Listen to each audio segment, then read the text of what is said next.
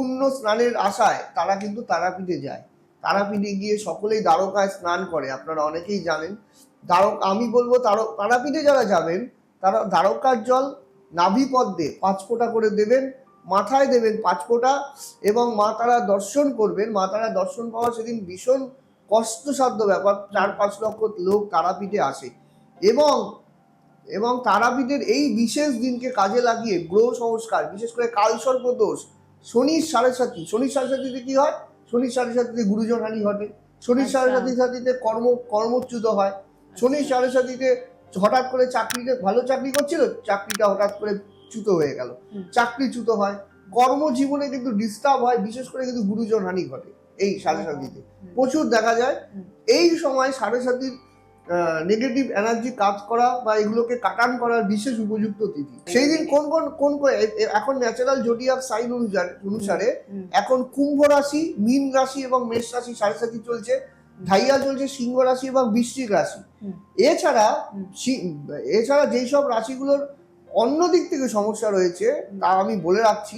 বিশেষ করে মিথুন রাশির জাতক জাতিকাদের কিছুটা সমস্যা তৈরি হবে, কন্যা রাশির কিন্তু মধ্যম সমস্যা থাকবে, ধনু রাশির সমস্যা বহুলতা থাকবে কিছুটা, এবং তৎপরিপ্রেক্ষিতে দেখা যায় মীন রাশি কিন্তু সাড়ে সাথীও আছে, এবং অন্য দিক থেকে কিন্তু শনির গোচরের প্রভাবে সেক্ষেত্রে কিন্তু মীন রাশির কিন্তু সমস্যা আছে। এখানে আবার যদি দেখা যায় যে দশা খারাপ চলছে তবে তো তার সমস্যা।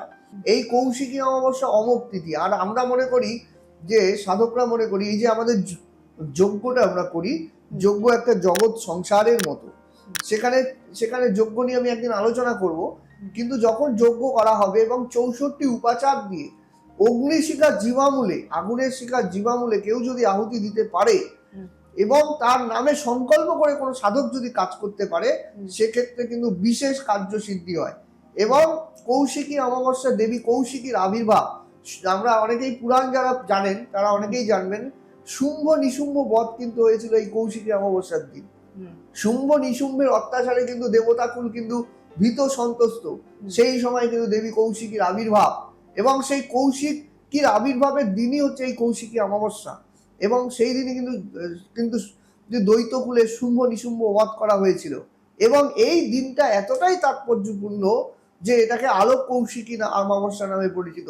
যে কোনো সাধনার কুইক রেজাল্ট কিন্তু সেই দিন পাওয়া যায়, এবং সঠিক পদ্ধতি মেনে যদি করা যায় তবে কিন্তু মা তারা কিন্তু সেদিন দর্শন দেয় মানুষকে। মানুষ কথিত মত অনুসারে আমরা সাধকরা বুঝতে পারি যে তারাপীঠ ধামে যারা যায় তারাও বুঝতে পারে মা তারার একটা অশেষ কৃপা কিন্তু মানুষের দিন পেয়ে যায়, এবং সঠিক জায়গায় এদিক ওদিক না দৌড়ে সঠিক উপায়ে সঠিক কাজ করলে তার রেজাল্ট কিন্তু অব্যর্থ। এটাই হচ্ছে মেন কথা।